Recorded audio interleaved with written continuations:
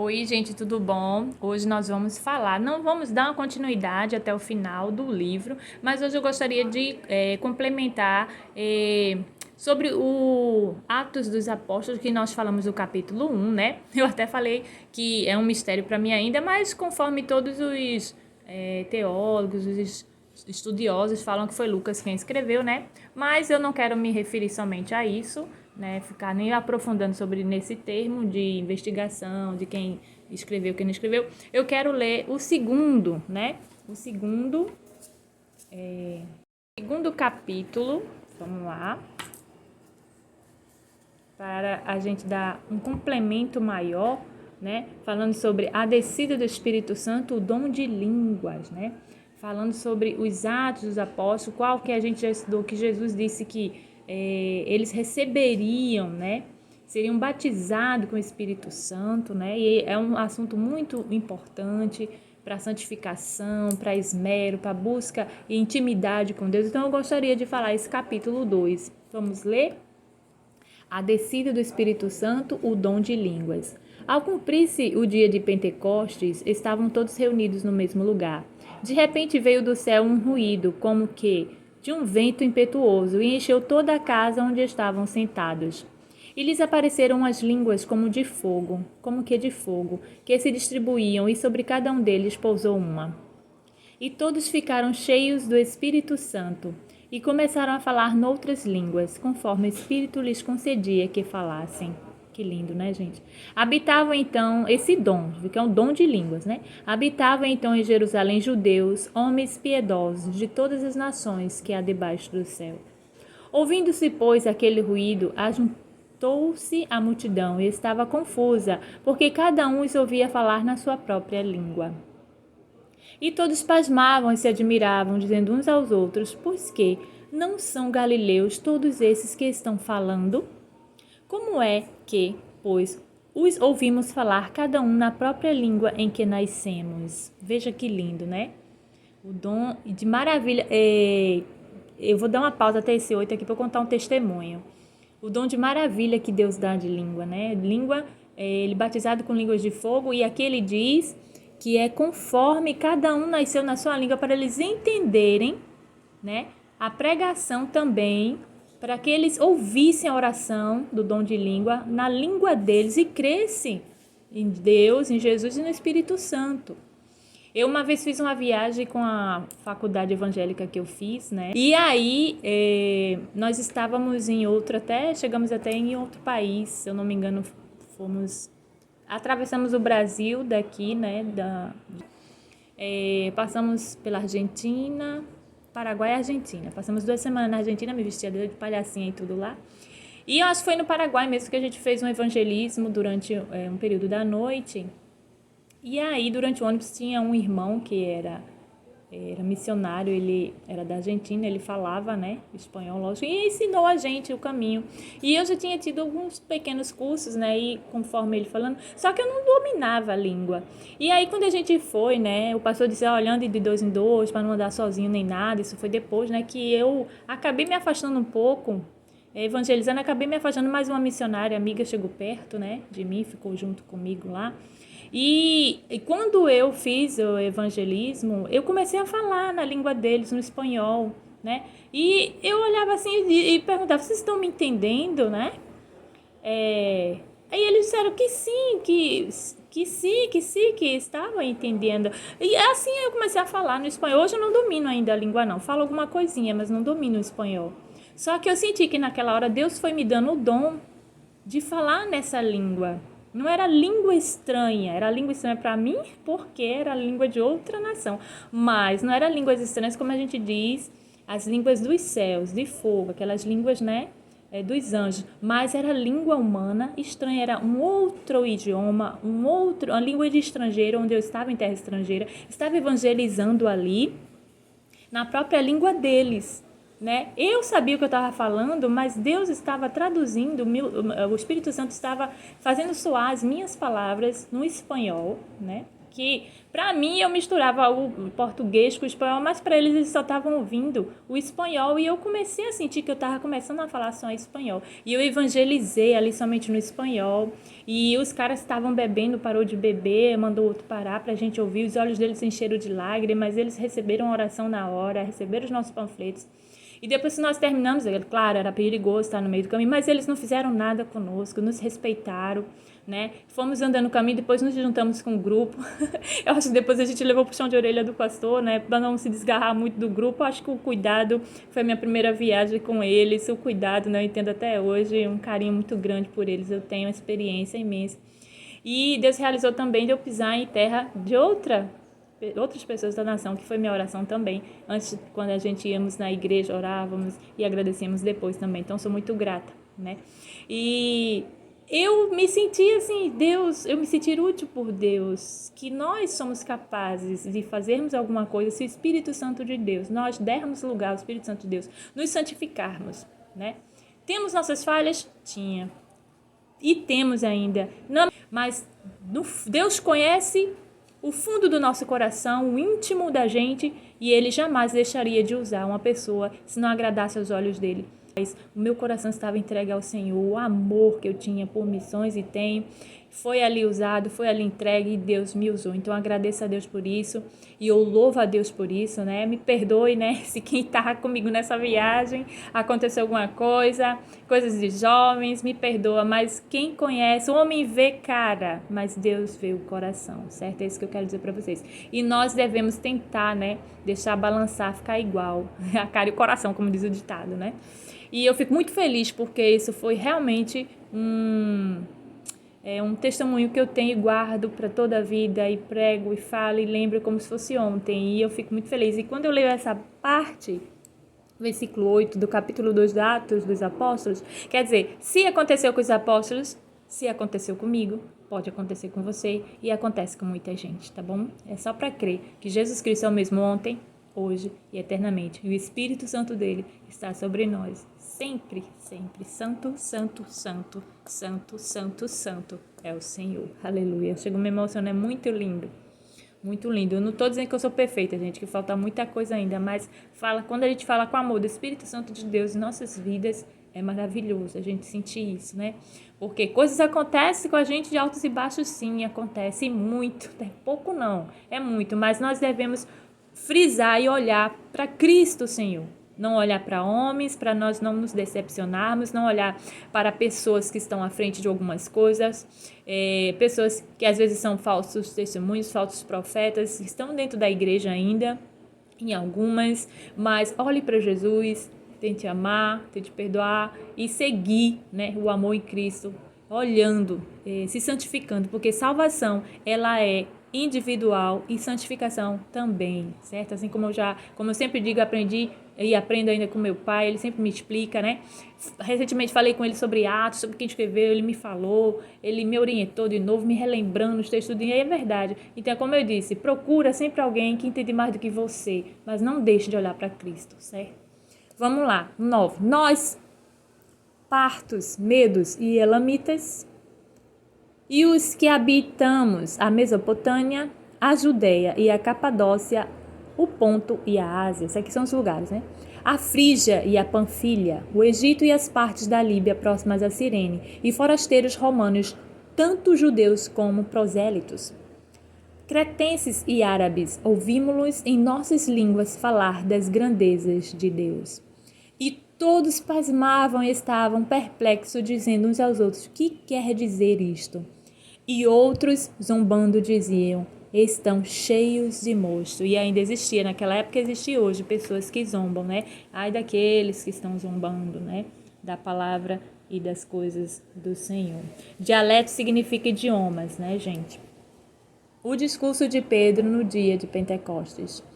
Então Pedro, pondo-se em pé com os 11, levantou a voz e disse-lhes, varões judeus e todos os que habitais em Jerusalém, seja-vos isto notório, e escutai as minhas palavras, pois estes homens não estão embriagados como vós pensais, visto que é apenas a 3ª hora do dia. Mas isto é o que foi dito pelo profeta.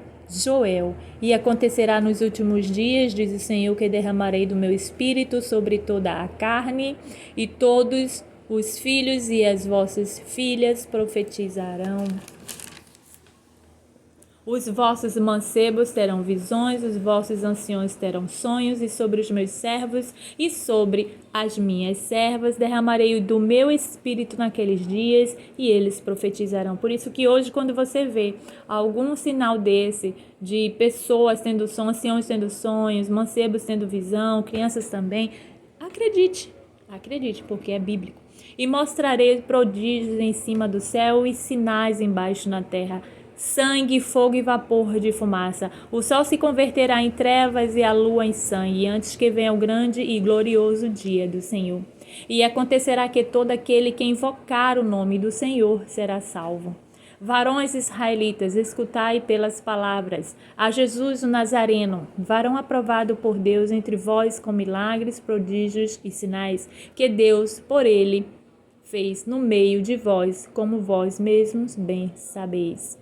Eu vou dar uma pausa aqui só para falar. Quando eu disse que Maria, na época que ela foi usada por Deus, o anjo falou para ela que ela teria amargura não, a dor, de perder como um filho, porque ele viu ela como mulher e saberia que ela ia sentir, mas ela tinha ciência que o filho que foi gerado nela não era dela, a criança que foi gerada nela seria do Espírito Santo.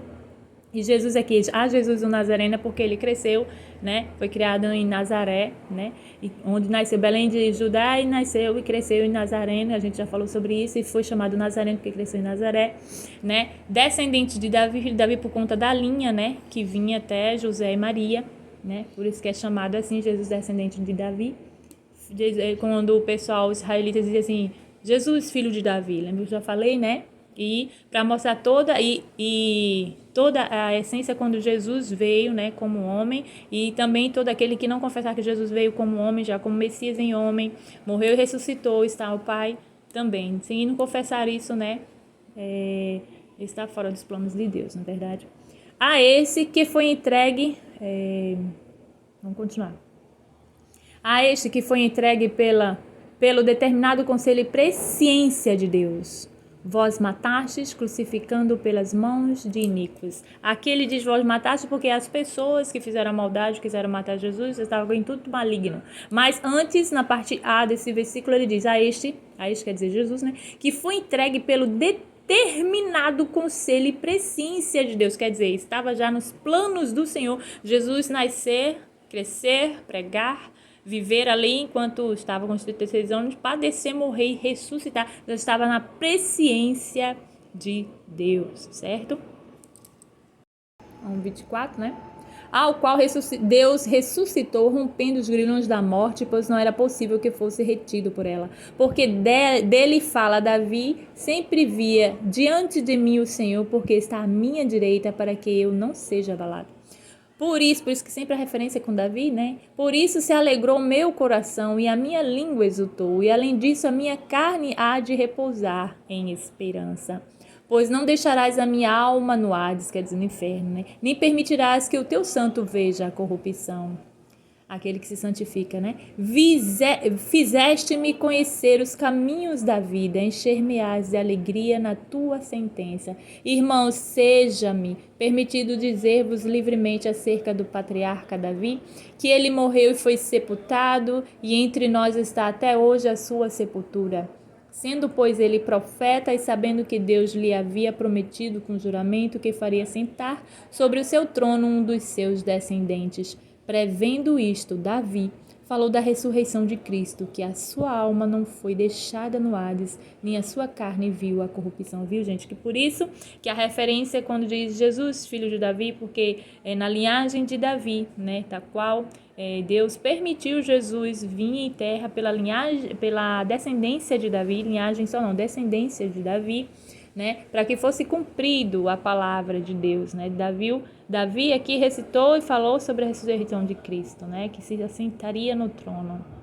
Ora, a esse Jesus Deus ressuscitou, do que todos nós somos testemunhas, de sorte que, exaltado pela destra de Deus e tendo recebido do Pai a promessa, do Espírito Santo derramou isso que vós agora vedes e ouvis, porque Davi não subiu aos céus, mas ele próprio declara: disse o Senhor ao meu Senhor, assenta-te à minha direita, até que eu ponha os teus inimigos por escabelo dos teus pés. Saiba, pois, com certeza, toda a casa de Israel, que há esse mesmo Jesus, a quem vós crucificastes, Deus o fez Senhor e Cristo. E aqui é toda essa parte de confirmação, né, da chegada de Cristo, de que Davi seria na descendência de Davi, né? Davi já foi visto isso com visões, que profetiza, como profetiza nas palavras, né? Ele não ia chegar a ver, mas estava aí a bênção, essa bênção maravilhosa dentro da sua descendência. E para terminarmos o capítulo, que eu gostaria muito, aqui, as primeiras conversões. E ouvindo eles isto, compungiram-se em seu coração e perguntaram a Pedro e aos demais apóstolos: que faremos, irmãos? Pedro então lhes respondeu: arrependei-vos e cada um de vós seja batizado em nome de Jesus Cristo para a remissão de vossos pecados e recebereis o dom do Espírito Santo. Quer dizer, não é só mais João Batista que batizaria, né? Também em águas, e o Espírito Santo também batizaria após isso, né?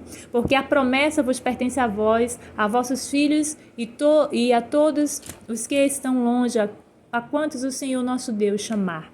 E com muitas outras palavras dava testemunhos e exortava, dizendo: salvai-vos desta geração perversa. E que aí temos ainda hoje, viu, gente? Essa geração perversa.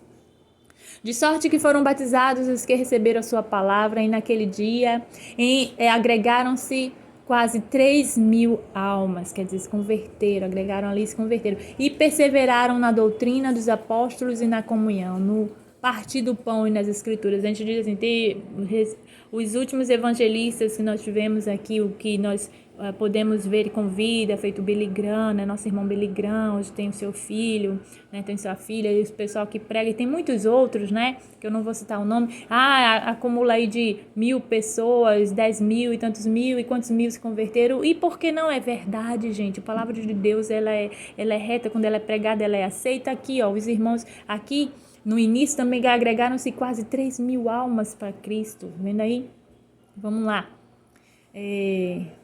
E perseveraram na doutrina dos apóstolos, na comunhão, no partir do pão e nas orações. Como Cristo, né, já ensinou a eles a fazer, eles já estavam fazendo com outros.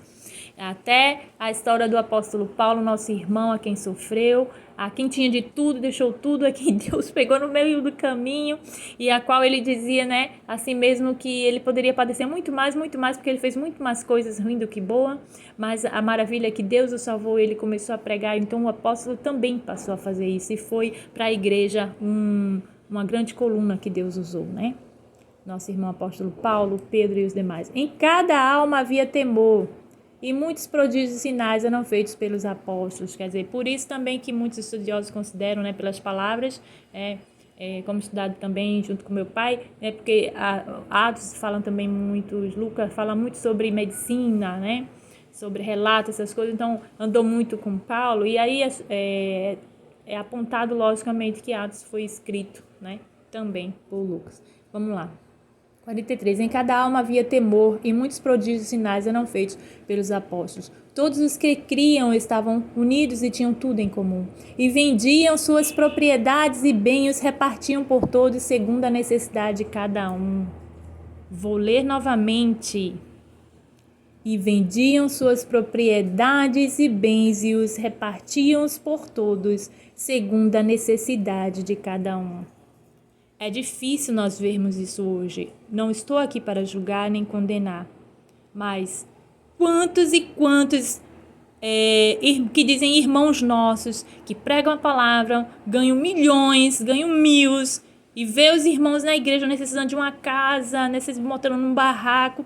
Mas quantos e quantos já chegaram a vender parte, pelo menos, das suas propriedades e bens e repartiam por todos, ou com quem poderia ser. Vou dar um exemplo, digamos, se eu tivesse, se fosse uma pessoa com muitos bens, né?